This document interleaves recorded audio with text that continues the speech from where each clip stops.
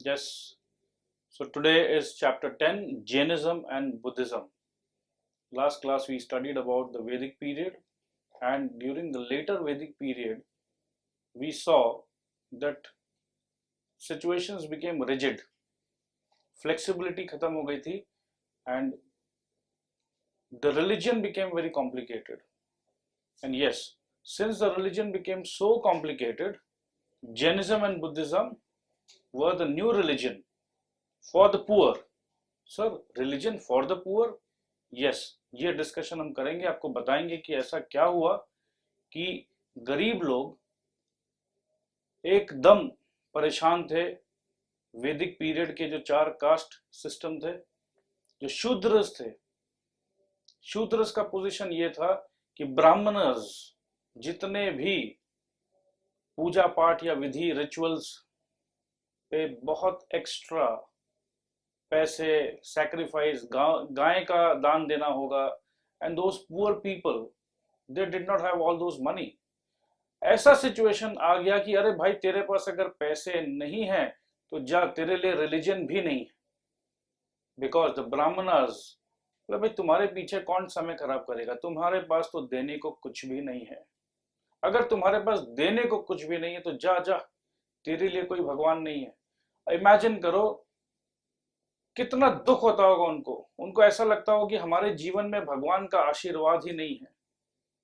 भगवान उन लोगों के लिए ही है जिनके पास पैसा है। They were very very very very sad.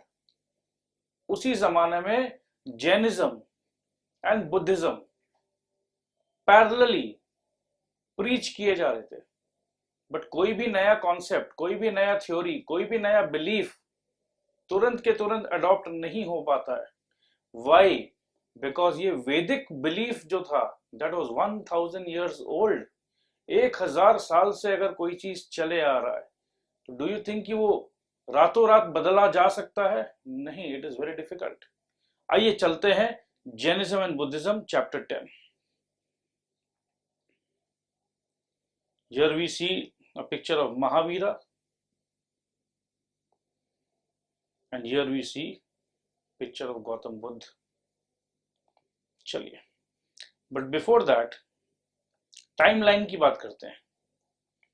Last class we knew कि 1500 से 500 BCE तक था वैदिक पीरियड। अब हम बात कर रहे हैं 6th सेंचुरी की। जैनिज्म एंड बुद्धिज्म आया 6th सेंचुरी, मतलब लेटर वैदिक पीरियड के भी 494 इयर्स के बाद। लेटर वैदिक पीरियड का इंपैक्ट और 500 साल तक रहा। इंपैक्ट तो मैं बोलूंगा आज तक है, 2016 में भी इंपैक्ट है, बट डाइल्यूट होते चला गया। राइट? 6th सेंचुरी BC की बात कर रहे हैं। आइए, 6th century BCE was a period of religious reforms. Reform मतलब क्या होता है? किसी भी चीज को फॉर्म चेंज कर देना, रिफॉर्म। राइट? तो जो वैदिक पीरियड का जो रिलीजियस प्रैक्टिस था, उसके फॉर्म को चेंज करने का समय आ गया था। और किसने चेंज किया, ये आगे पढ़ेंगे। In various parts of the world, और नॉट ओनली इन इंडिया, बहुत सारे वर्ल्ड में रिलीजियस प्रैक्टिसेस से लोग परेशान हो गए थे। It was an age when great religious teachers, philosophers and thinkers lived. बोला जा रहा है 6th सेंचुरी BCE एक ऐसा समय था जब उस समय महान religious teachers, philosophers and thinkers were there, and they wanted to change something. They had new ideas.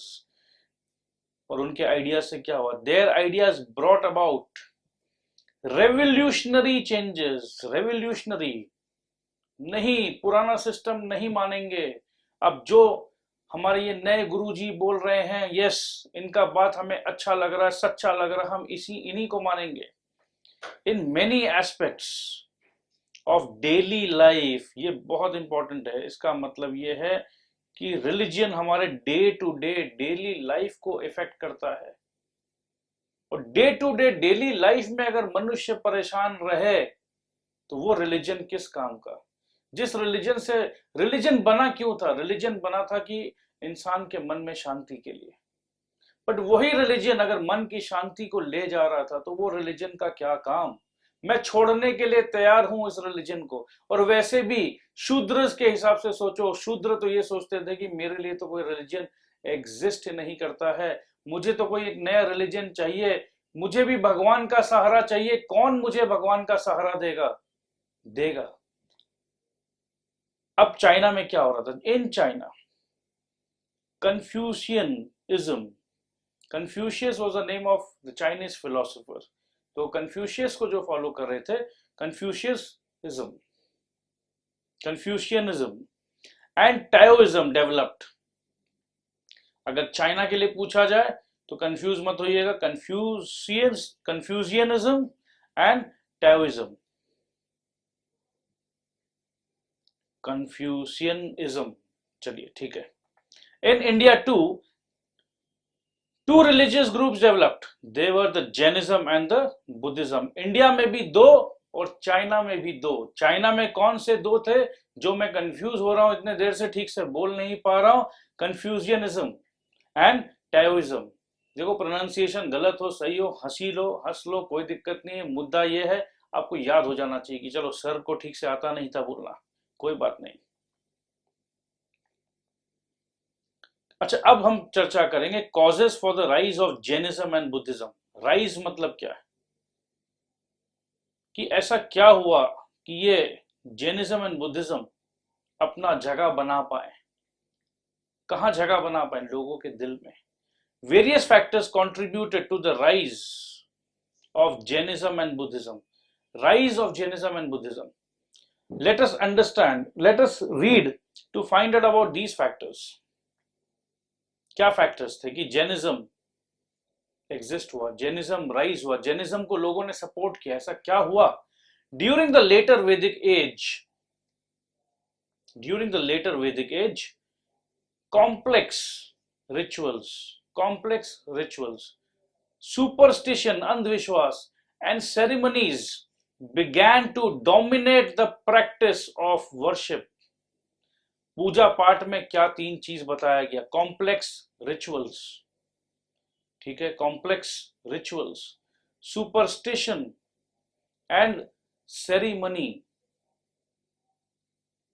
began to dominate the practice of worship। अगर आपको याद करना है तो आज के डेट में हम लोग हाउसिंग कॉम्प्लेक्सेस में रहते हैं। हाउसिंग कॉम्प्लेक्सेस में एक आंटी है, उसका नाम है रितु आंटी। रिचुअल्स, और रितु आंटी क्या करती है? सर के ऊपर पैसे रखती है, सेरीमनी सर के ऊपर पैसे रखती है, राइट। और ये सुपरस्टिशन फैलाती है कि सर के ऊपर पैसे रखोगे तो अगले दिन आपके पास इनकम डबल हो जाएगा। अरे कभी ऐसा होता है कि सर के ऊपर पैसे रखने से पैसे डबल हो जाएंगे? सुपरस्टिशन। तो कॉम्प्लेक्स रिचुअल्स, ओके, याद रखना आपको, कॉम्प्लेक्स रिचुअल्स, सुपरस्टिशन। सुपरस्टिशन क्या था? अंधविश्वास क्या था? कि सर के ऊपर पैसे रखोगे तो पैसे डबल हो जाएंगे। Began to dominate the practice of worship. Ritual worship became expensive and एलैबोरेटिव।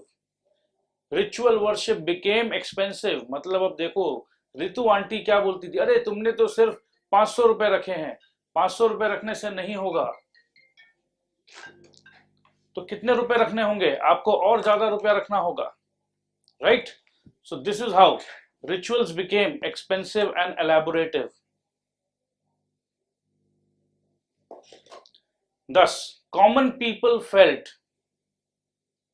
burdened by such practices।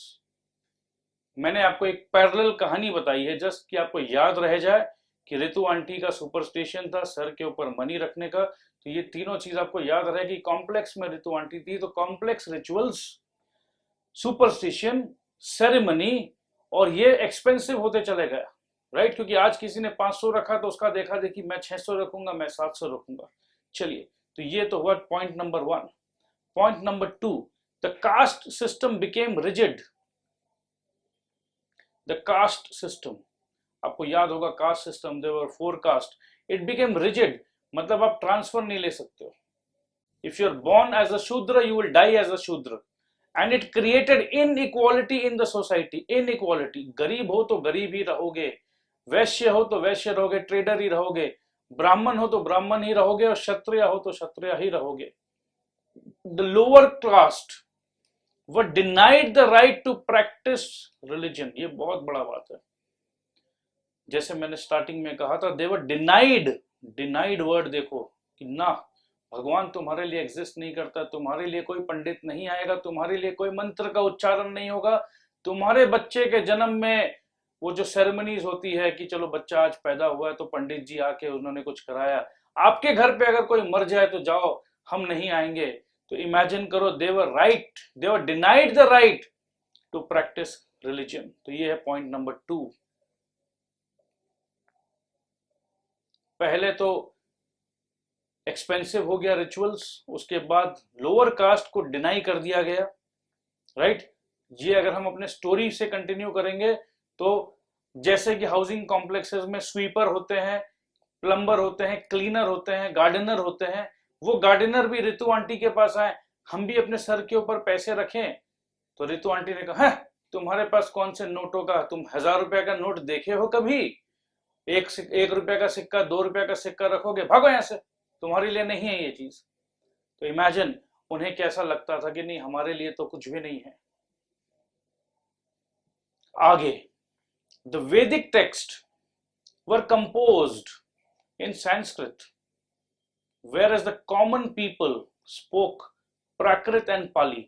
जैसे आज के दिन में आप अगर पढ़े लिखे इंसान हो, आपको इंग्लिश बोलना आता है, और जैसे कि आपके टीचर सब अटक रहे थे कंफ्यूजिज्म में, तो आपने मजाक उड़ाया, अरे तुम्हें तो कुछ नहीं आता, see we know English and you speak another language, oh I will read this book, oh no no this is not for you, English is only for me. तो उसी प्रकार से संस्कृत लैंग्वेज में सारे टेक्स्ट बुक्स थे, वैदिक text books, और common इंसान को क्या समझ में आता था? उन्हें समझ में आता था 2 भाषा, that was Prakrit and Pali. And yes, Brahmanas क्या करते थे, क्योंकि उन्हें लैंग्वेज नहीं समझ में आता था, वो इग्नोरेंस थे इसके बारे में, तो उन्होंने रिलीजन को अपने हिसाब से, किताब देखो इस पन्ने में लिखा हुआ है नरक में जाओगे, गरम तेल पे तुम्हें तुम्हारी मुंडी को काट के जलाया जाएगा, और लोगों को डराया जाता था। डराने वाला धंधा शुरू हो गया था कि जितना डराएंगे उतना पैसा लेंगे। So they interpreted religion for their own convenience and increase their power and wealth. तो ब्राह्मण ने क्या किया? ब्राह्मण ने अपना पावर और वेल्थ दोनों बढ़ा लिया। राजा ने क्या किया? जो क्षत्रिय राजा थे उन्होंने जान से मार देने की धमकी देकर टैक्स और वसूला। मरे कौन? मरे वैश्यास मरे, जो ट्रेडर थे, बिजनेस क्लास थे। बट वो बिजनेस क्लास में भी लोग समझदार होते हैं, बिजनेसमैन समझदार होते हैं, जाके रिश्वत दे देते हैं कि देखो सर मैं तो आपका सेवक हूं। वो राजा को जाके सेट कर लेते हैं, और वैसे ही पुरोहित को जाके सेट कर लेते हैं। तो अल्टीमेटली कौन मरा? जिसके पास पैसे नहीं है। पैसे किसके पास नहीं है? लोअर क्लास के पास पैसे नहीं होते हैं। लोअर क्लास दया का पात्र बन गया है, वो देख रहा है कि राजा के सामने भी झुकना है, क्षत्रिय राजा जो क्षत्रिय है उसके सामने भी झुकना है, ब्राह्मण के भी सामने झुकना है, और बिजनेस क्लास वैश्यस के सामने भी झुकना है। तो शूद्रस जो मैक्सिमम क्वांटिटी में थे, ये भी ध्यान रखो, राजा तो एक होता है, पंडित जी लोग भी लिमिटेड होते हैं, बिजनेस क्लास भी लिमिटेड होता है। अगर 100 जन में 80% was the Shudra class. So only 20% people were enjoying and 80% people were suffering. This is very, very, very important. Also, ordinary people could not relate to the text which they could not understand. ये तो स्वाभाविक सा बात है, text नहीं समझ में आ रहा तो समझेंगे भी क्या, रिलेट भी नहीं कर पा रहे थे। अब हम बात करेंगे जैनिज्म का। Jainism, Vardhaman Mahavira is considered to be the founder of Jainism. ये fill in the blanks में आ सकता है, dash is considered to be the founder of Jainism. तो आपको क्या बोलना है? वर्धमाना महावीरा महावीरा मतलब कॉन्करर, वीर मतलब powerful. He was the 24th and the last tirthankara, tirthankara मतलब teacher of the Jaina religion. अब मैं आपको यह बताना चाहता हूं, he was the 24th, but he was the founder of the Jaina religion. तो 24th गुरु को लग गए, वन वन वन वन, ऐसे करते करते जैन के कई गुरु आए, बट सबसे महान गुरु कौन रहा? महान गुरु थे महावीरा, वर्धमान महावीरा। और ये गुरुजी 24th गुरुजी थे। तो इसका मतलब ये सब गुरुजी जो जैनिज्म को प्रचार कर रहे थे वैदिक पीरियड के समय, लेटर वैदिक पीरियड के समय, इन्होंने प्रचार किया, लोगों के घाव में मल्लम लगाया कि चिंता मत करो, मगर पूरे अच्छे से ऑर्गेनाइज किसने किया? वर्धमान महावीरा ने किया, इन्होंने किया। तो अगर 24 गुरु लग गए तो इमेजिन करो, अगर हर गुरु जी ने 20 साल भी प्रीच किया तो 24 इंटू 20, 24 इंटू 20, 500 ईयर्स, 500 साल लग गए। और यस, यही कैलकुलेशन हमारा स्टार्टिंग में भी था। क्या कैलकुलेशन था? कि 500 BCE तक, 500 BCE तक था हमारा लेटर वैदिक पीरियड, और अब हम बात कर रहे हैं 6th सेंचुरी में। तो बेसिकली 494 ईयर्स का कैलकुलेशन। तो ये 494 ईयर्स, इतने सारे जैन गुरु थे जिन्होंने 494 ईयर्स तक मेहनत किया। और लास्ट में ये गुरुजी कौन? महावीरा। आफ्टर 400-500 ईयर्स इन्होंने जैनिज्म को एस्टैब्लिश किया। कहने का मतलब यह है कि कोई भी चीज रातों रात बच्चों एस्टैब्लिश नहीं होता है। So he was the 24th and the last tirthankara of the Jaina religion. तो स्टार्टिंग किसने किया था? लास्ट का तो हमने बता दिया सर आपने। स्टार्टिंग कौन किया? स्टार्टिंग हुआ ऋषभ देव से, और आदिनाथा वाज द फर्स्ट तीर्थंकरा। याद करना होगा आपको, हिस्ट्री में ये फिल इन द ब्लैंक्स बोलकर आ जाते हैं। ऋषभ देव, ठीक है, और Adinath was the first tirthankara. चलिए, अर्ली लाइफ ऑफ महावीरा। अब हम बात कर रहे हैं महावीरा जो 24th तीर्थंकरा है, जो लास्ट टीचर है, उनकी जिंदगी के बारे में बात कर रहे हैं। Vardhaman Mahavira at the age of 30 left his home and became an ascetic. Ascetic मतलब साधु। He meditated and refrained from worldly pleasures for the next 12 years. Sir, what do you mean by worldly pleasures?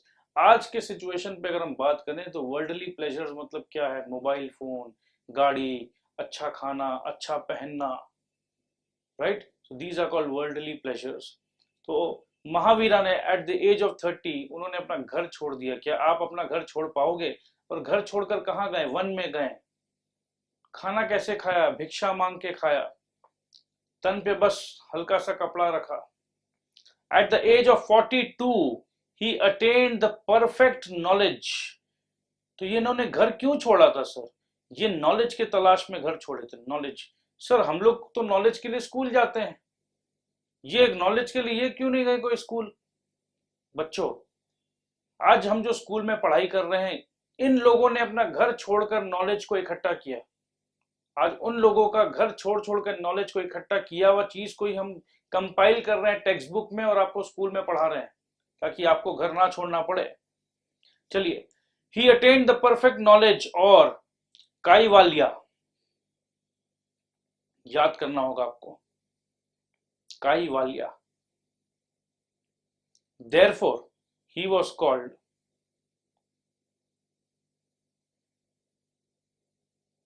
Mahavira the Great Hero. He was called Mahavira or the Great Hero or Jinnah, the Conqueror of the Self. Sir ये चीज समझ में नहीं आया, अपने आप को ही जीत लेना। बच्चों, अभी आप लोग क्लास 6 में हो, you will not understand this, but मैं आपको बता सकता हूं अपने आप को जीत लेने का मतलब क्या है। आपके अंदर जितने डिजायर्स होते हैं, आपको गुस्सा आता है कि आपका मन का बात पूरा नहीं हुआ, आप अब आग बबूला हो गए हो। ये जो मन की जो भावनाएं हैं, फीलिंग्स है, इस पर कंट्रोल कर लेना, उसे कहते हैं अपने आप को जीत लेना। चलिए, Mahavira's philosophy gradually developed into a religion. किसी एक व्यक्ति का फिलॉसफी मतलब क्या है? एक आइडिया है। अब मेरे आइडिया को आप लोगों ने फॉलो करना शुरू कर दिया कि यार सर की आइडिया तो बड़ी अच्छी लगी, आपको अच्छा लगा, आपने अपने दोस्त से शेयर किया, आपके दोस्त को अच्छा लगा, उसने किसी और से शेयर किया। ऐसे शेयर करते करते करते करते जब बहुत लोगों ने कसम खाया कि हाँ जी हम इस आइडिया को फॉलो करेंगे, हम लोग मिलकर फॉलो करेंगे, हम लोग एक जगह इकट्ठा होकर प्रे करेंगे, तो ये बन जाता है religion. That came to be called Jainism and the followers of this religion are called the Jainas. तो मेरे ख्याल से बहुत सिंपल है, ये एकदम आपको समझ में आ गया है। I know and I am not going to repeat this. आगे चलते हैं। अब महावीरा का टीचिंग्स क्या था? ये जो महावीरा ने 12 साल तक जो नॉलेज के लिए खोज किया उन्होंने, उसके बाद उन्होंने टीच करना शुरू किया सिंपल लैंग्वेज में। उन्हें पता था कि बहुत सारे लोग परेशान हैं, तो वो एक बहुत सिंपल सा लैंग्वेज में टीच करना चाह रहे थे। उन्होंने क्या टीच किया? उन्होंने सबसे पहले कहा he did not believe in the existence of God as the creator of the universe. First attack इन्होंने कहां किया? इन्होंने पहला ही अटैक कर दिया वैदिक बिलीफ पर। तो कितने लोग जो तकलीफ में थे कि हाय राम भगवान भगवान, इन्होंने सृष्टि बनाया है, ब्रह्मा विष्णु महेश ने सृष्टि बनाया है, मैं उनका पूजा नहीं कर पा रहा हूं, मुझे तो नरक मिलेगा। तो महावीरा ने सबसे पहले उन लोगों का विश्वास को सही पकड़ा कि देखो आप लोग ऐसे घबराओ मत, मैं तो ये मानता ही नहीं हूं कि ये सृष्टि को किसी भगवान ने बनाया है। तो सोचो कितना बड़ा स्टेटमेंट हुआ होगा। और उन्होंने कहा कि देखो रिलैक्स करो, वो भगवान को तुमने भी नहीं देखा, उस भगवान को मैंने भी नहीं देखा, तो चलो भगवान के कॉन्सेप्ट से एक बार निकलते हैं, आगे बात करते हैं जीवन को कैसे जी सकते हैं अच्छे तरीके से। उन्होंने क्या कहा? महावीरा का टीचिंग बहुत सिंपल था। The teachings of Mahavira were simple. He based his teachings on three thoughts. ये बहुत बड़ा बात है। उस जमाने में जहां पंडित लोग रिचुअल्स, सेरेमनीज, सुपरस्टिशन, हर जगह पे इतना सुपरस्टिशन और इतना सेरेमनीज और इतना रिचुअल्स को फैला रखा था कि एक सिंपल कोई इंसान अगर मिल जाए, बोले कि देखो भगवान को लेकर इतना परेशान मत हो, मैं तो कहता हूं भगवान बोलकर कुछ है ही नहीं, चिंता मत करो, तुम्हें अपना जीवन अच्छे से जीना है, यही तो तुम्हें परेशानी है। हाँ सर, सिर्फ 3 थॉट मैं तुम्हें दे रहा हूं, इस 3 थॉट को अमल कर लो, देखो तुम्हारा जीवन में सुख शांति सब आ जाएगा। मैं गारंटी देता हूं तुम्हारे जीवन में शांति आएगा, तुम्हारे जीवन में किसी प्रकार का डर नहीं रहेगा, भय नहीं रहेगा, चिंता मत करो, डरो मत। अगर कोई गुरु आपको ऐसे मिल जाए उस जमाने में, तो आपको भी लगेगा कि चलो, और ये सस्ते गुरु हैं, ये पैसे भी नहीं मांग रहे हैं, रिचुअल्स भी नहीं मांग रहे हैं, गाय भी नहीं मांग रहे हैं, घी भी नहीं मांग रहे हैं, तो चलो इन्हीं की बात मान लेते हैं, पैसे तो नहीं लग रहे हैं। देखो प्रैक्टिकल भी होना होगा। जहां पैसे लगते हैं ना, तो वहां आदमी बहुत सारा डिसीजन लेना शुरू करता है कि नहीं पैसे लग रहे हैं, पैसे नहीं लग रहे, फ्री में प्रवचन मिल रहा, चलो करके देख लेते हैं। क्या था उनका प्रवचन? 3 थॉट्स। Right faith. सबसे पहला क्या चीज हिला हुआ था? लोगों का विश्वास हिला हुआ था। तो उन्होंने कहा तुम विश्वास रखो, मेरी बातों पे विश्वास रखो, राइट फेथ, अपना फेथ को सही रखो, विश्वास को सही रखो। फेथ, विश्वास कब आएगा सही? जब आपको यकीन होगा कि जो नॉलेज है मेरे पास वो सही है। विश्वास को सही रखो और सही नॉलेज के पीछे भागो। किसी पंडित जी ने तुम्हें गुमराह कर दिया और तुम डर के मारे उसे मान रहे हो, ये गलत है। डरो मत, नॉलेज को चेस करो। तुम्हें नहीं आता है संस्कृत पढ़ना, तो जिसे आता है पढ़ना उससे पूछो कि क्या उसमें ऐसा कुछ लिखा है, राइट नॉलेज। और उसके बाद आप एकदम रिलैक्स होके राइट कंडक्ट करिए और राइट एक्शन करिए। Right action and right conduct. आप अपने एंड से कोई भूल मत करिए, गलती मत करिए। जब आपने कुछ गलत किया ही नहीं है तो फिर डर किस बात का? आपने सब कुछ सही किया है, आपका विश्वास सही है, आपका नॉलेज सही है और आपका बिहेवियर सही है, फिर किस बात का डर? सो ये थे teachings of Mahavira and these 3 teachings were called the 3 Ratnas और द 3 ज्वेल्स। तो बच्चों अगर सिंपल सी बात को समझें तो अपने जीवन में ये 3 थॉट्स हमेशा रखना चाहिए। राइट फेथ, विश्वास सही रहना चाहिए। एज अ स्टूडेंट आप लोगों को अपने टीचर पर, अपने पेरेंट्स पर सही फेथ रहना चाहिए। सही नॉलेज रखो, go and chasing on the true knowledge. And yes, आपका कंडक्ट सही होना चाहिए। एक स्टूडेंट लाइफ में what a student is expected to behave, you should follow that. अगर ये 3 चीज आप लोग कर लोगे, देखो आपको कोई चीज का डर नहीं रहेगा। एग्जाम आ रहा है, yes you are well prepared. कैसे वेल प्रिपेयर्ड हो? क्योंकि as a student you are suppose to study and revise, और आप कर रहे हो। As a student you are suppose to listen to your teachers, आप कर रहे हो। लिसन टू योर पेरेंट्स, आप कर रहे हो। आपका कंडक्ट सही है, आपका फेथ सही है, आपका नॉलेज सही है। कोई चीज का इसके बाद तो कोई चीज का चिंता नहीं है। अच्छा, Mahavira also believed in the theory of Karma. Class 6 के बच्चे हो, बहुत सिंपल वे में आपको मैं समझा रहा हूं। कर्म मतलब जैसा काम आप करोगे, आप किसी को चोट पहुंचाओगे तो कोई ना कोई आपको चोट पहुंचाएगा। हिसाब बराबर होना है। कर्म का मतलब आप किसी के साथ बुरा करो, आप किसी के लिए गड्ढा खोदो, आपके लिए भी कोई गड्ढा खोदेगा। और ऐसा भी बोला जाता है, आप गड्ढा खोद रहे हो, आप अपने लिए ही खोद रहे हो। जैसा बोओगे वैसा फसल काटोगे। As you sow shall you reap. Right? अगर आपने आम का बीज लगाया है तो पेड़ आम का आएगा। अगर कांटे का बीज बोया है, जिस पेड़ में सिर्फ कांटे उगते हैं, फल और फूल नहीं उगते हैं, तो वैसा ही हरकत आपने किया है तो जिंदगी में वैसा ही होगा। न्यूटन का कहना था every action has equal and opposite reaction. ये आप आगे जाके पढ़ोगे। चलिए, a person's karma leads his soul to be reborn again and again. Reborn again and again. हाय राम, क्या पाप किया था मैंने कि मुझे ऐसे घर पे जन्म लेना पड़ा है जहां ये मेरा भाई है ना, मेरे को सारा दिन सताता है। हो सकता है कि लास्ट जन्म में आप उसके बड़े भाई थे और आप उसको सता रहे थे, तो इस जन्म में रिवर्स हो गया। तो karma leads the soul to be reborn again and again to attain moksha. मतलब इस सिचुएशन से अगर आपको फ्री होना है और फ्रीडम फ्रॉम द साइकिल। मोक्ष का मतलब क्या है? मोक्षा का मतलब है ये कर्म के चक्र से आपको अगर फ्री होना है। इस बार आपने इस जीवन में खराब किया किसी के साथ, अगले जीवन में वो व्यक्ति आपके साथ खराब करेगा। अगर आपको इस पूरे चक्रव्यूह से बचना है, निकलना है, मोक्ष ले लेना है from the freedom of life and death. क्यों?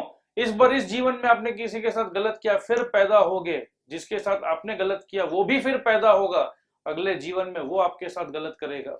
और अगर आप चाहते हो कि इस सिचुएशन से हम फ्री हो जाएं, तो क्या करना चाहिए? 3 ज्वेल्स को फॉलो करो। कहने का मतलब यह है कि वैदिक पीरियड में भी ये बताया जाता था। कर्मा का थ्योरी वैदिक पीरियड में भी था, वैदिक संस्कृति में भी कर्मा बताया जाता था। तो यस, महावीरा ने भी कहा कि यस, कर्म चक्र तो होता है जी, गलत नहीं है। कर्म चक्र क्यों होता है? क्यों? आप कम से कम गलत नहीं करोगे। आपके मन में इस बात का तो डर रहना ही चाहिए कि अगर मैं किसी के साथ गलत करूंगा तो मेरे साथ भी गलत होना ही होना है। इस जन्म में नहीं होगा तो वो अगले जन्म में होगा। ये थ्योरी, ये फियर इंसान के मन में अगर है तो ये इस फियर से क्या होगा, इस जन्म में वो इंसान कम से कम गलती करेगा। बगैर अगर किसी इंसान ने सोच लिया कि ठीक है इस जन्म में तो मैं गलती से गलती करूंगा और जो होगा देख लूंगा अगले जन्म में, या इस जन्म में होगा तो भी देख लूंगा, तो करके देख लो। If you want to challenge 3000 4000 5000 साल पहले का कॉन्सेप्ट, 5000 साल से लोगों का यही विश्वास है। आपको अगर लगता है कि नहीं मैं इस बिलीफ सिस्टम को चेंज करना चाहता हूं, चैलेंज करना चाहता हूं, करके देखिए, कोई दिक्कत नहीं है। It is your life. Mahavira put great stress on ahimsa. Ahimsa का मतलब है non injury to anyone. According to him, like human beings, animals, plants, stones, wind and fire had souls.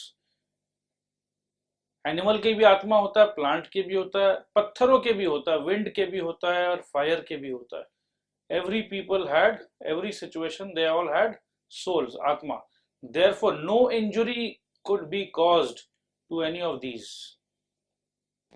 Animals का इंपॉर्टेंस है यहाँ पर कि जिसका बलि चढ़ाया जाता था। Animal sacrifices were there in the Vedic period. So Jainism में क्या है, एनिमल्स नहीं, उन्हें नहीं मार सकते। तो जो जैन धर्म को फॉलो कर रहे थे उनके लिए तो और इजी हो गया। अरे वाह वाह वाह, ये जैनिज्म तो बहुत अच्छा है। वैदिक वाले ब्राह्मणास जो है वो तो बोलते हैं लाओ, कैटल लाओ, बलि चढ़ाएंगे, काटेंगे, पैसे भी लगते थे उसमें। और ये देखो, ये गुरुजी तो बहुत अच्छे हैं, ये तो बोलते नहीं नहीं किसी को मारना नहीं है। तो basically again it became economical, कम पैसा है, रिलीजन, सस्ता religion. Mahavira preached 5 principles to his followers. They were as follows. 5 principles. So आपने पढ़ रहे हैं teachings of Mahavira, right. So teachings of Mahavira में सबसे पहले Triratna, right faith, right knowledge, right and right conduct और राइट एक्शन।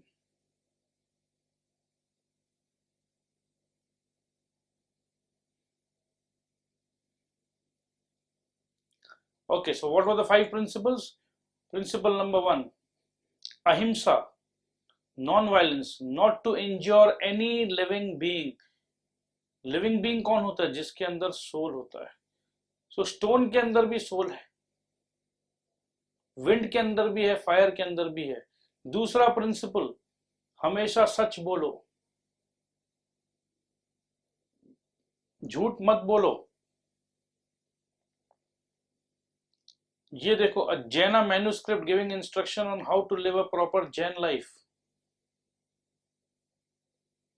नेक्स्ट, कभी किसी और का चीजों पर नजर मत खराब करो, चोरी मत करो। Asteya, not to steal. Property own मत करो, ओनरशिप, ये ओनरशिप से क्या प्रॉब्लम है? आज तो मेरे पास गाड़ी है, घोड़ा है, बंगला है, बैंक बैलेंस है, तेरे पास क्या है?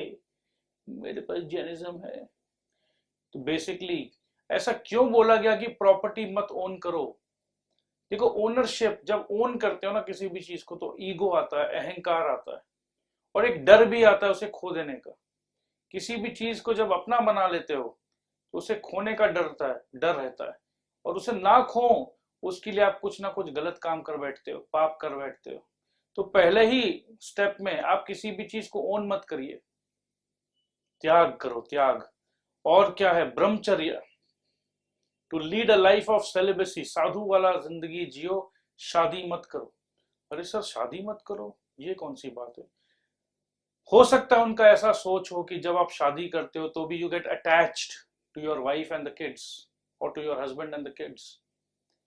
बच्चों की खुशी के लिए, कि कई बार ऐसा होता है कि पिताजी जो बिजनेस करते हैं, बच्चों की खुशी के लिए, बच्चों का डिमांड्स को पूरा करने के लिए, कई बार ऐसा होता है कि गलत काम कर बैठते हैं, चोरी कर बैठते हैं, झूठ बोल देते हैं।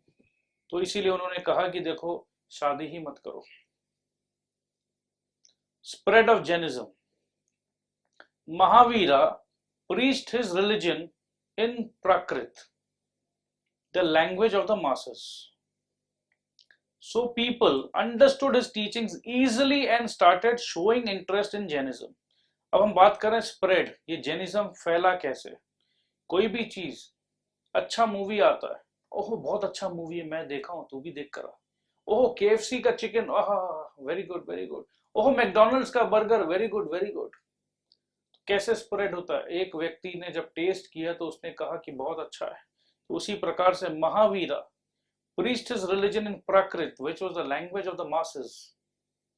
तो एक मास दूसरा मास को जाके बोलता था कि अरे यार बहुत अच्छा है, सही है, सिंपल है, इजी है।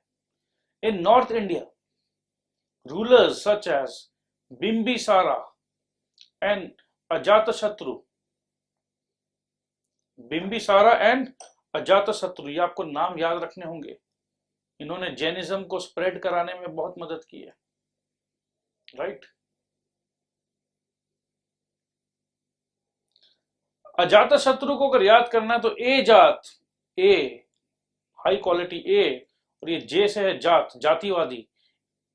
ए जात का ये शत्रु था।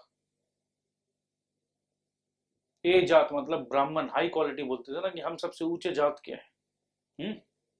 और बिंबिसारा तो बोलता था कि मैं तो सारे ही जात का शत्रु, आओ मिलकर जैनिज्म फैलाते हैं।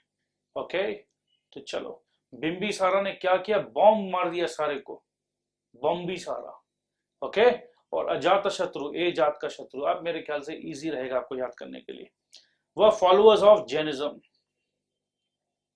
The followers of Mahavira spread the message of Jainism throughout the country. Later on, Mahavira followers were divided into two sects. Later on, बाद में, which is called the Digambaras, who wore no clothes. दिगंबराज मतलब अगर इसको short करेंगे, छोट मतलब DIG डिग, और अंबराज, अंबराज मतलब होता है स्काई। तो दिगंबराज मतलब जैसे धरती को स्काई ने ओढ़ रखा है, पृथ्वी को, हमारे तन को भी कौन ढकेगा? स्काई ढकेगा। हम किसी भी कपड़े को नहीं पहनेंगे, ओढ़ेंगे। इसका एक और मतलब है कि देखो, नॉन अटैचमेंट टू एनीथिंग। हमें हमारे तन के ऊपर कपड़ा भी नहीं पहनना है, भगवान ने जैसा बना के भेजा था, बट कॉन्सेप्ट था कि they did not believe in the God, but what they believed in, non getting attached. त्याग, प्रॉपर्टी का त्याग कर दो, किसी चीज का चोरी मत करो। सो दिगंबराज who wear no clothes and श्वेतांबराज who wore white clothes। चलिए, आपके एग्जाम पॉइंट ऑफ व्यू के लिए इतना ही आपको काफी है कि श्वेतांबराज who wear white clothes, दिगंबराज Ambar, AMBAR, अंबर मतलब नीले नीले अंबर पर चांद जब छा जाए, तो ऐसा गाना है, नीले नीले अंबर पर, राइट। सो ये अंबर का मतलब हुआ sky. Rock carved Jaina statues at Gwalior Fort. Here these are the Jaina statues without clothes, you can see. तो ये कौन से सेक्ट के हैं? ये है दिगंबरास।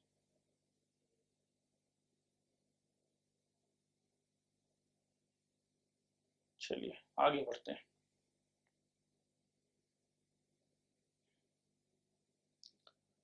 एक और सिचुएशन बताया जा रहा है। एक ये 15 सेंचुरी का जैन टेम्पल है रनकपुर राजस्थान में। ये मतलब वह 20 साल बाद, 20 इयर्स या 19 इयर्स, क्योंकि जैनिज्म आया 6 सेंचुरी में, उसके 19 साल बाद, नहीं सॉरी 21 साल बाद, 6 + 15 21 इयर्स के बाद रनकपुर राजस्थान में एक मंदिर बना है। ये है रनकपुर राजस्थान में मंदिर, जैन टेम्पल है। सो आफ्टर 21 इयर्स का ये कहानी है। चलिए कंट्रीब्यूशन ऑफ जैनिज्म में आते हैं कि जैनिज्म का कंट्रीब्यूशन क्या था। जैसे सचिन तेंदुलकर क्रिकेट खेले, अब सचिन तेंदुलकर रिटायर हो गए हैं, तो पूछा जाएगा कि सचिन तेंदुलकर ने इंडियन क्रिकेट में क्या कंट्रीब्यूट किया। तो देखेंगे कि सचिन तेंदुलकर ने कितना रन बनाया, कितना विकेट लिया, क्या किया, कितने मैचेस जिताए, तो वैसे उनका ये कंट्रीब्यूशन था। So Jainism as a religion, इसका क्या कंट्रीब्यूशन है? The Jainas contributed much to the growth of literature in Pali, Prakrit and Tamil. 3 language में लिटरेचर, कौन से 3 लैंग्वेज बोलिए? Yes, you got it right, PPT, Pali, Prakrit and Tamil, that is PPT. The teachings of Mahavira were later preserved in the Angas, which are important part of Jaina religious literature. Angas कुछ नहीं है, जो literature है जैन के जो literature है उसे अंगास बोलते हैं, ठीक है। Which are important Jaina literature, religious literature. मैं आपको दिखाऊंगा अंगास क्या होते हैं, मैं आपको I just show you the contribution of Jainism to Indian art. So basically पहला कंट्रीब्यूशन अगर हम बात करें तो जैनिज्म का क्या बोलेंगे? लिटरेचर। तो बेसिकली क्या हम यहाँ ऊपर में लिख रहे हैं अलग से, ठीक है, हम ऊपर में अलग से लिख रहे हैं जैनिज्म का कंट्रीब्यूशन लिटरेचर में था, ठीक है, प्लस आर्ट में था।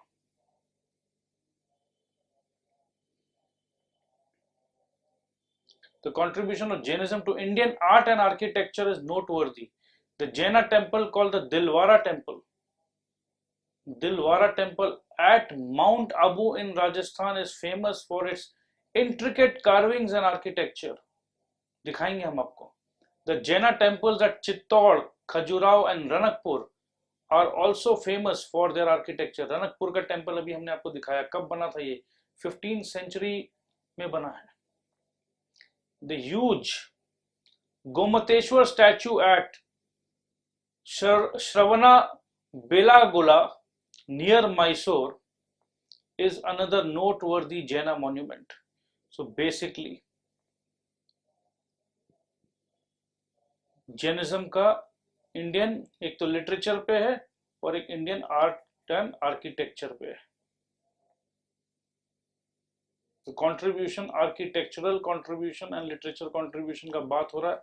Let me show you few pictures.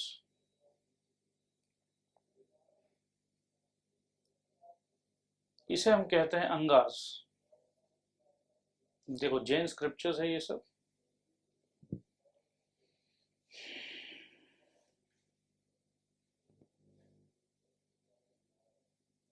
ठीक है, ये है गोमतेश्वर स्टैचू, बहुत बड़ा स्टैचू है ये है दिलवारा टेम्पल। इसके कार्विंग्स देखो आप।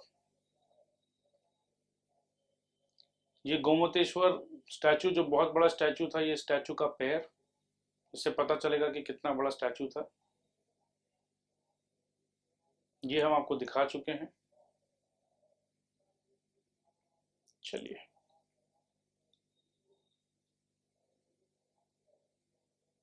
अब हम आ रहे हैं बुद्धिज्म में। Gautam Buddha, born as Siddhartha, the founder of Buddhism, was a contemporary of Mahavira। contemporary of Mahavira मतलब जिस समय महावीरा थे उसी समय गौतम बुद्ध भी थे, उसी समय सेम टू सेम क्लास में। जैसे बोलते हैं ना मेरे क्लास का फेलो है वो, he was also in my same school। अच्छा, as a young man Siddhartha saw 4 great sights। जब वो बच्चा था, यंग था, 4 great sights। वो ग्रेट साइट्स क्या था? जब वो यंग था, यूथ मे बी हो सकता है, let's say 14 years 15 years, he saw an old man maybe of 70 80 90 years, right. एक 12 साल का बच्चा सोच रहा है इतना बूढ़ा, कमर झुक गया, लाठी लेके चल रहा, कितना तकलीफ पा रहा है। Then he saw a sick man, खांस रहा है, एकदम तबीयत खराब है, तकलीफ पा रहा है। ही सॉ अ डेड मैन, अरे ये आदमी मर गया, कितना तकलीफ पाते पाते मरा होगा। और उसके बाद उसने एक साधु को देखा, एसेटिक, और साधु के चेहरे पे उसने देखा कि ये साधु तो परेशान ही नहीं है। इसके चेहरे के मुखमंडल को देखकर ऐसा लग रहा कि इसे कोई परेशानी नहीं है, ही इज एकदम रिलैक्स, कूल, काम। तो ये पहला 3 site, old man, sick man and dead man को देखकर गौतम बुद्ध को ऐसा लगा कि ये पूरा दुनिया में सिर्फ और सिर्फ मिजरीज है, endless miseries in the world, मतलब तकलीफ ही तकलीफ, दुख ही दुख है। मगर when he saw a calm and peaceful expression on the face of the ascetic, soon after he left his wife and children to find out the answer to his questions about life। ये जीवन क्या है? जीवन में क्या मैं भी एक दिन ऐसे बीमार पड़ूंगा, बूढ़ा होऊंगा और मैं एक दिन मर जाऊंगा? मैं क्यों जी रहा हूं? क्या करना है? क्या उद्देश्य है मेरे जीवन का? Why am I alive and for what am I alive? ये क्वेश्चंस हर इंसान के दिमाग में आएगा, आपके भी दिमाग में आता होगा कि मैं क्यों पैदा हुई हूं, मेरा जीवन का उद्देश्य क्या है। तो बच्चों, आपके पास जो भगवान ने टैलेंट दिया, उस टैलेंट से आपको पूरा जग, यूनिवर्स का भला करना है, लोगों को खुश रखना है, यही आपका जीवन का उद्देश्य है। खुद खुश रहो, बाकी लोगों को खुश रखो। This was known as the great renunciation. Renunciation मतलब छोड़ देना। तो गौतम बुद्ध जो सिद्धार्थ थे, he was from a rich family, और एक रिच इंसान बीवी को, बच्चों को छोड़कर जंगल जंगल घूम रहे हैं कि भाई मेरे को अपने जीवन का आंसर चाहिए। तो ये सब कुछ छोड़ देना।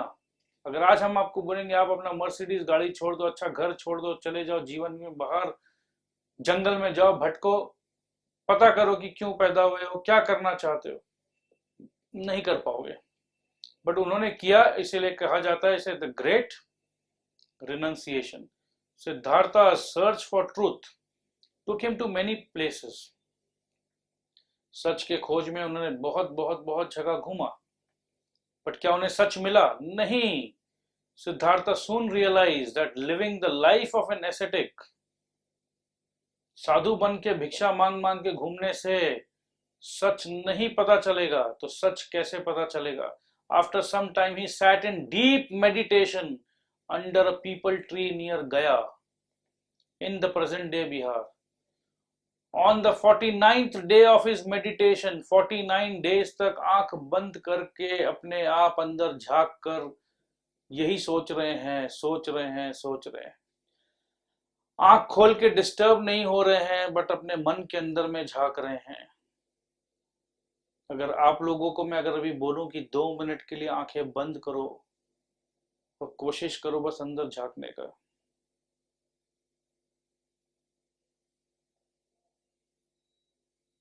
नहीं झांक पाओगे बहुत ज्यादा देर तक। मन जो है ना, ये आपको डिस्टर्ब करेगा, इधर उधर लेकर जाएगा।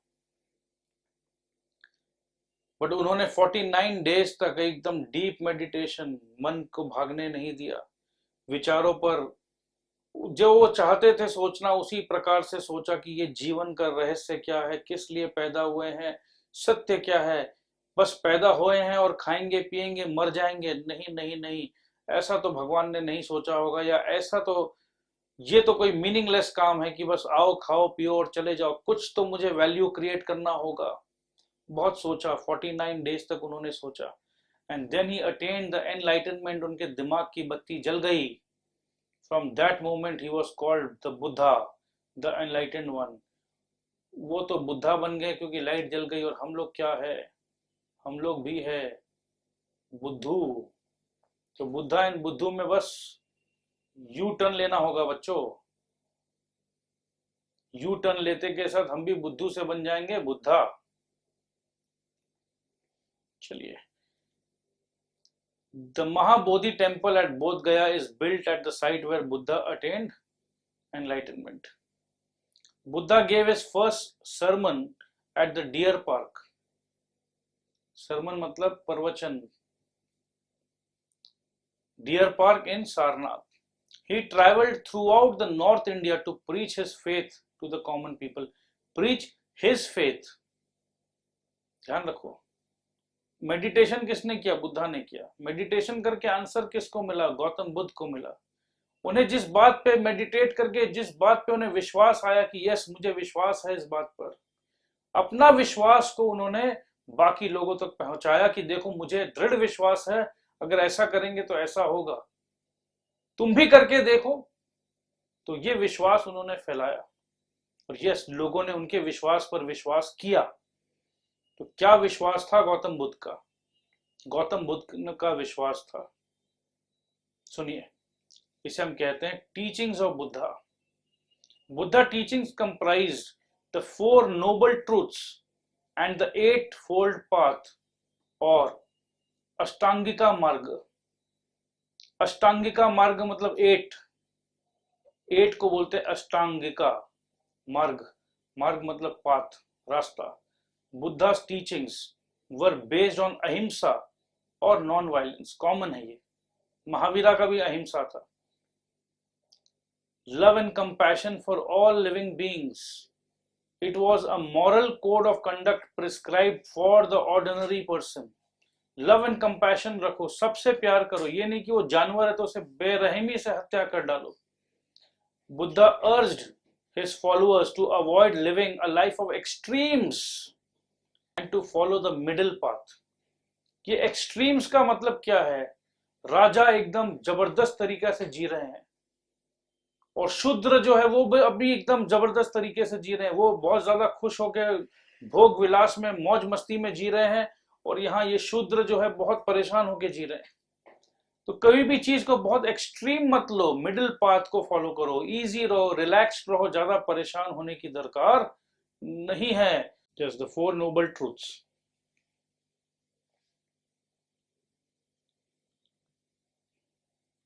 The world is full of sorrows and miseries, दुख ही दुख है संसार में. Material desire is the main cause of our suffering. Material desire मतलब क्या है? गाड़ी घोड़ा, मोबाइल फोन, अच्छे रेस्टोरेंट में खाना खाना, अच्छे होटल पे जाना, राइट?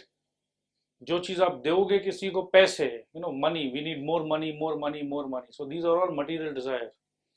मटीरियल डिजायर का सिंपल फॉर्मूला ये है कि when you share it with somebody और you give it to somebody, वो कम हो जाता है.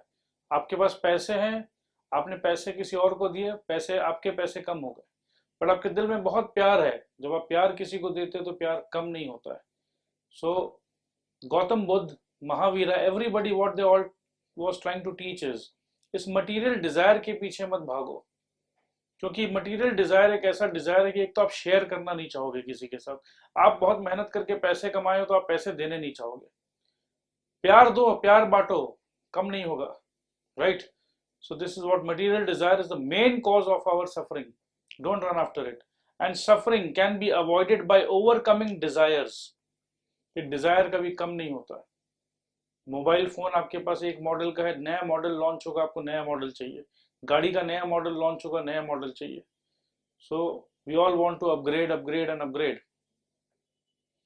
Desires can be overcome by following the eightfold path or Ashtangika Marg, which ultimately leads to nirvana or salvation. Nirvana, Mahavira ने word use किया था मोक्ष, इन्होंने वर्ड यूज किया है निर्वाणा. मीनिंग एक ही है. The eight fold path, the eight fold path is another name for the middle path. Buddha ने कहा कि भाई बहुत ज्यादा एक्सट्रीम में मत जियो, मिडिल पाथ फॉलो करो. It contains 8 points that guide people towards leading better lives. Look at the table below to know about the eightfold path. Buddha did not believe in the caste system and preached that all people were equal. He did not talk of God. He did not talk of God. तो कौन बात करते थे? वैदिक period में पंडित ब्राह्मण लोग, they always used to talk of God. He emphasized moral values, honesty, non-violence.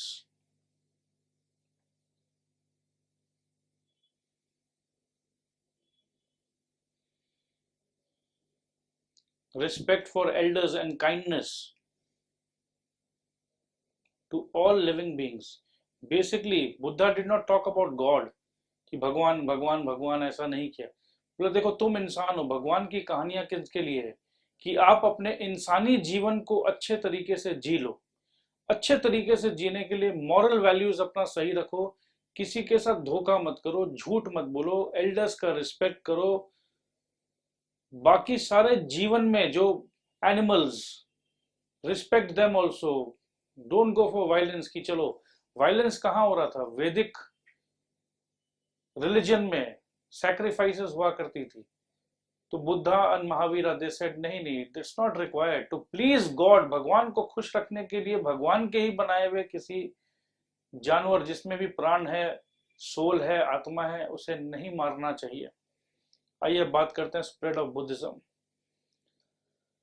There are various reasons for spread of Buddhism to different parts of the world. Yes, आप सही देख रहे हो, different parts of the world, not only in India, it spread in different parts of the world. The principles of Buddhism were simple. कोई भी अगर चीज simple होगा ना तो बहुत जल्दी एक्सेप्टेबल हो जाता है. Buddha preached equality. सब बराबर है. अगर सब बराबर है तो ये है कि यस, क्या मैं फॉलो कर सकता हूँ बुद्धिज्म को? Yes yes, you can also follow. Gautam Buddha से एवरीबडी इज सेम. वो एवरीबडी इज सेम. वैदिक कल्चर की तरह नहीं है कि नहीं मैं सीनियर हो, जूनियर हो, ऐसा नहीं भाई, कुछ नहीं. You can follow it. Which appealed to the people who felt burdened by the rigid caste system. लोगों को छुटकारा चाहिए था इस rigid caste system से, और एक जवाब चाहिए था. जवाब मिल गया गौतम बुद्धा का faith. और आगे देखिए बुद्धिज्म क्यों फैला. Buddha preached in Pali, the language of the people. Therefore he could be easily understood. Buddhism का स्प्रेड बेसिकली जितने भी वैदिक पीरियड के जो प्रॉब्लम्स थे बस उसको सोल्यूशन दे दो, काम खत्म। वैदिक टेक्स्ट संस्कृत में थे, कॉमन लोग का जो लैंग्वेज था that was Prakrit and Pali, they could not understand the language called Sanskrit, and these Brahmanas what they used to do, लोगों को मिसगाइड करते थे, ठगते थे, चीट करते थे, डराते थे। गौतम बुद्ध ने क्या कहा कि भाई चिंता करने की कोई बात नहीं है, मैं हूं ना। Costly rituals of the Vedic religion let the poor to embrace Buddhism. गरीब आदमी को तो बोला गया था भाई तुम्हारे लिए तो भगवान एग्जिस्ट ही नहीं करता है, तुम छोड़ो, तुम क्या दोगे, क्या तुम्हारे पास पैसे हैं देने के लिए, ये रिचुअल्स, ये रीति रिवाज फॉलो करने के लिए क्या है तुम्हारे पास पैसे? नहीं, मेरे पास तो पैसे नहीं। अरे जा, तेरे पास पैसे नहीं तो जा, तेरा कोई पूजा पाठ कुछ नहीं होगा, तुम्हारे माता पिता का अंतिम संस्कार करने के लिए भी कोई पंडित नहीं आएगा, नर्क में झूलेंगे, नर्क में सड़ेंगे, ऐसा ऐसा उन्हें तकलीफ पहुंचाते थे ब्राह्मण्स। वो बेचारे गरीब कहां जाए? बुद्धा बोला कि कहीं नहीं जाना, मेरे पास आ जाओ, इस भगवान के डर से निकलो, the god of Yama, the god of death, Yama, ये सब जितनी भी बातें हैं भूल जाओ, आप बस अच्छा कर्म करो, लोगों को रिस्पेक्ट करो, किसी का दिल मत दुखाओ, तो हो जाएगा, मिल जाएगा आपको निर्वाणा, कोई टेंशन नहीं है। The Buddhist sanghas and monasteries, monasteries where the monks, Buddhist monk, जैसे चर्च में फादर रहते हैं तो मंदिर में पंडित लोग रहते हैं, तो मोनेस्ट्री मतलब जहां बुद्धिस्ट मंक्स रहते थे। संघास मतलब क्या है? संघास मतलब जहां वो इकट्ठा होते थे प्रेयर करने के लिए या मिलने के लिए या गुरु का प्रवचन सुनने के लिए, यही इसे संघ कहते हैं या मोनेस्ट्री कहते हैं। Became the centres of learning and education. हम बात कर रहे हैं बुद्धिज्म स्प्रेड कैसे हुआ, तो कोई भी चीज को स्प्रेड करने के लिए, जैसे AR रहमान बहुत अच्छा गाना गाए, स्प्रेड कैसे हुआ? यूट्यूब में आए, आपके मोबाइल फोन पर आए, उन्होंने रॉक कॉन्सर्ट किया, यहाँ गए वहां गए, स्प्रेड होते चले गए। बुद्धिस्ट संघ एंड मोनेस्ट्री में centre of learning and education बना कि आओ हम तुम्हें शिक्षा देंगे। गरीब लोगों को एजुकेशन नसीब नहीं हुआ करता था, क्योंकि एजुकेशन देते कौन थे? ब्राह्मण के हाथ में एजुकेशन था। तो देखो, एजुकेशन ब्राह्मणों से, ब्राह्मण बहुत हाई चार्ज करते थे, शूद्र को नहीं पढ़ने देते थे, तो बुद्धिस्ट एंड बुद्धा बोले कि कोई दिक्कत नहीं है, आओ हमारे यहाँ मोनेस्ट्रीज में आओ, हम आपको एजुकेशन देंगे। Buddhism received royal patronage. देखो, कोई भी काम करने के लिए पैसों का दरकार होता है, without money you can not do the good work also. अगर आपको अच्छा काम भी करना है उसके लिए भी पैसे का दरकार है। पैसे कहां से आए? पैसे आए किंग अशोका द ग्रेट ने दिया। अशोका द ग्रेट को लगा यस बुद्धिज्म का प्रिंसिपल्स क्लियर है, अच्छा है, yes I would give you the money, तो Ashoka spend money on Buddhism and to spread the Buddhism. Ashoka and Kanishka, as a result Buddhism spread to Sri Lanka, Nepal, Tibet, China, Japan and many Southeast Asian countries। क्यों? क्योंकि अशोका के rule में श्रीलंका, नेपाल, तिब्बत, ये सब अशोका के rule में था। अशोका का एम्पायर बहुत वास्ट था। During the period of Kanishka in the 1st century CE, Buddhism was split into two branches, the Mahayana Buddhism and the Hinayana Buddhism। अब हम डिस्कस करते हैं 8-fold पाथ का। आइए, द 8-fold पाथ।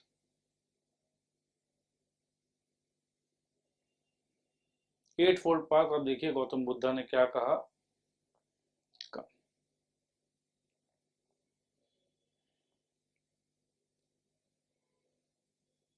भावनाओं को समझना है, वर्ड्स पर मत जाइए कि चलो हमारे बुक में कुछ और लिखा हुआ है। राइट व्यू,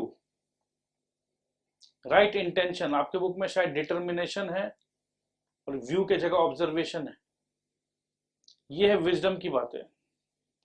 दृष्टिकोण सही रखो, अपना व्यू सही रखो, चीजों को समझो कि क्यों जीवन में आए थे, क्या करना है। एथिकल कंडक्ट, राइट स्पीच, अपनी वाणी से, अपनी बोलचाल से, अपने बातों से कभी भी किसी का दिल मत दुखाओ। राइट एक्शन, सही काम करो। राइट लाइवलीहुड, पैसे कमाना जरूरी है जीवन को चलाने के लिए, पेट भरने के लिए भोजन का दरकार है, और भोजन के लिए कुछ ना कुछ काम करना पड़ता है। कोई मजदूरी करता है, कोई तलवार बनाता है, कोई चैरियट बनाता है, कोई कारपेंटर है, तो कोई कुछ है। सही तरीके से ईमानदारी से सही काम करके पैसे कमाओ। और हमारा जो दिमाग है, दिमाग काम तो सब दिमाग करता है ना, तो दिमाग को सही रखना बहुत ज्यादा जरूरी है। राइट एफर्ट, सही एफर्ट करोगे तो दिमाग भी सही रहेगा। राइट माइंडफुलनेस, दिमाग को एकदम सही रखो, मेमोरी को सही रखो, चीजों को समझो कि हो क्या रहा है इर्द गिर्द, कर क्या रहे हो। और राइट कंसंट्रेशन मतलब मेडिटेशन, और डीप समझो। अगर दिमाग सही है, चीजों को समझ पा रहे हो, सही बोल पा रहे हो, सही बिहेव कर पा रहे हो, और सही जिंदगी का मीनिंग को समझ पा रहे हो, राइट व्यू और राइट इंटेंशन है, कोई दिक्कत नहीं, निर्वाणा मिल जाएगा। Connecting the past with the present, आइए थोड़ा सा ये भी देखते हैं, कनेक्ट करते हैं पास्ट को प्रेजेंट के साथ। Mahavira and Buddha both preached the doctrine of ahimsa. Both perceived ahimsa as non-violence and non-injury to any living form. Ahimsa was seen as an important virtue in living a better life. Ahimsa, non-injury, the practice of vegetarianism, followed by many Indians, flows from this principle. हम लोग Indians देखते हैं बहुत लोग vegetarian है, तो ये vegetarian जो 6th सेंचुरी BCE में, मतलब आज से 2600 साल पहले जैनिज्म ने कि जो नॉन वायलेंस सिखाया, बुद्धिज्म ने जो नॉन वायलेंस सिखाया, उसका रिजल्ट है कि देखो आज हम लोग वेजिटेरियंस है, जो है उनका बात कर रहा हूँ।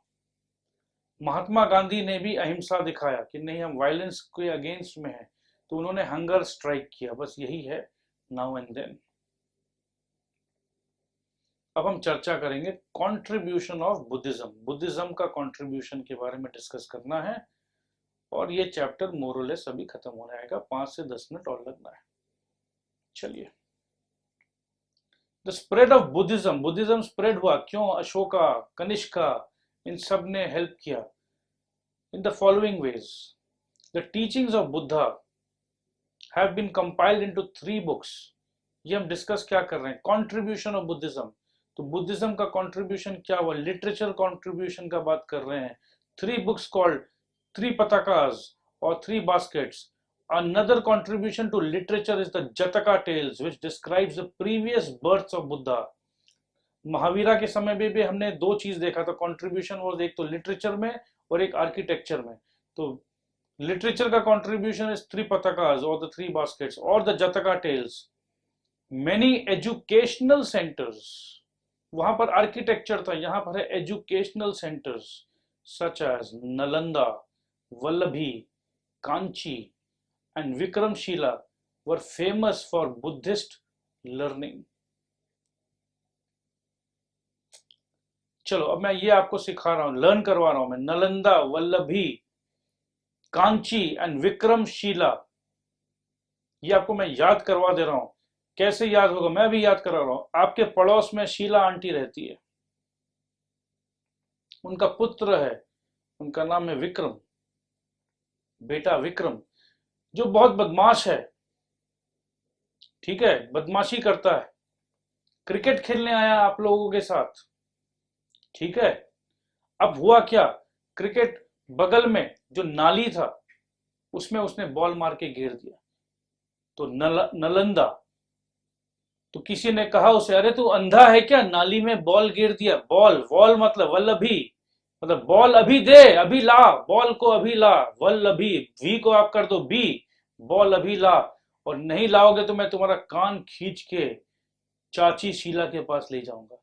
कान खींच के चाची Sheela, that is CHI is चाची। सो विक्रम का कहानी था, शीला आंटी का कहानी था, जहां पर उसने नाली में बॉल गिरा दिया और बॉल अभी चाहिए, कान पकड़ के चाची के पास लेकर जाओ। तो ये अगर आप मिलाओगे तो Nalanda Vallabhi, that is ball अभी, और कान पकड़ के चाची, that is Kanchi, and Vikram Sheela, that is Sheela aunty का बेटा जिसका नाम था Vikram.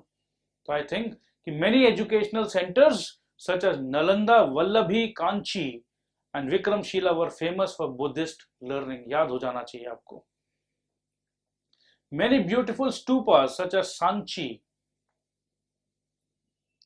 Vallabhi and Nalanda were built.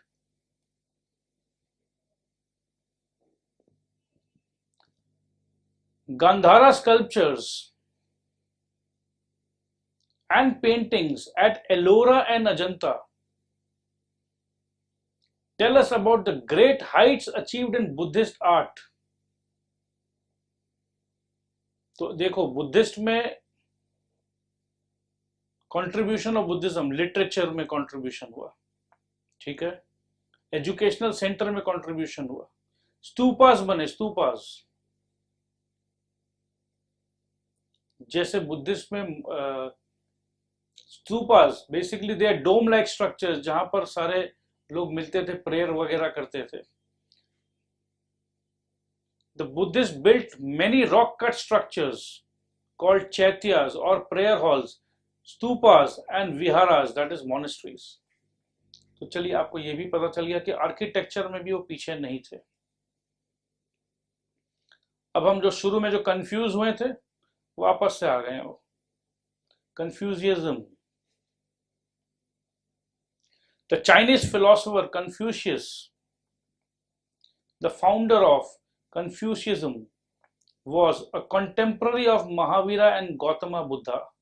Born into a noble family, he acquired knowledge about different subjects and became a teacher. The Chinese society and polity were in chaos during those days. जैसे India भी chaos में था तो China भी chaos में था. Confucius wanted to revive the old values of Chinese society based on rational thinking. तो Chinese society का old values क्या था? They were based on rational thinking. दिमाग से सही तरीके से लॉजिक से सोचने को बोलते हैं rational thinking. और सिर्फ सोच नहीं था, morality भी था चाइनीज में. Rational thinking and morality. He was unknown figure during his lifetime. देखो कई बार ऐसा होता है कि जीवन जब वो जी रहा था कोई उसे पहचाना नहीं, इतना वैल्यू नहीं दिया. However, his teachings became popular after his death. ये पिक्चर है बुद्धिस्ट चैत्य घर in the Karle caves. This is a Confucian temple in China. Last, Confucius का टीचिंग्स क्या था? मरने के बाद कन्फ्यूशियस के टीचिंग को मान्यता प्राप्त हुई, पर जब वो जीवित थे तो नहीं इन्हें वैल्यू दिया गया. Confucius was a philosopher who laid emphasis on family ties, respect for elders, and traditional values. He also focused on the development of strong ties between the ruler and subject.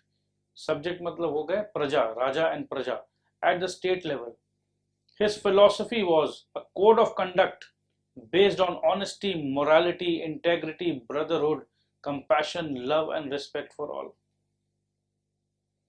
Thus, Buddhism, Jainism, and Confucianism aimed at reviving and reforming society through moral codes of conduct.